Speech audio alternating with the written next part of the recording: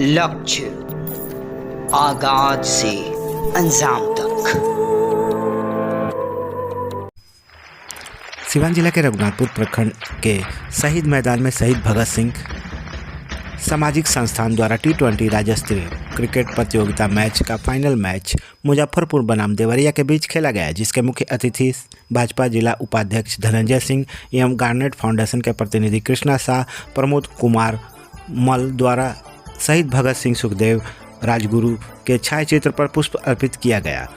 Toss जीतकर मुजफ्फरपुर ने पहले बल्लेबाजी करते हुए 152 रन बनाकर ऑल आउट हो गई। दूसरी पारी में बल्लेबाजी करने उतरी देवरिया की टीम ने 132 रन बनाकर मुजफ्फरपुर से हार गई। वहीं इस अवसर पर इस क्लब के अध्यक्ष अविनाश यादव, प्रखंड प्रमुख प्रतिनिधि अंकुर यादव, पैक्स अध्यक्ष राजकिशोर यादव, भाजपा नेता मनोज कुमार राम समेत कई गणमान्य लोग उपस्थित हुए।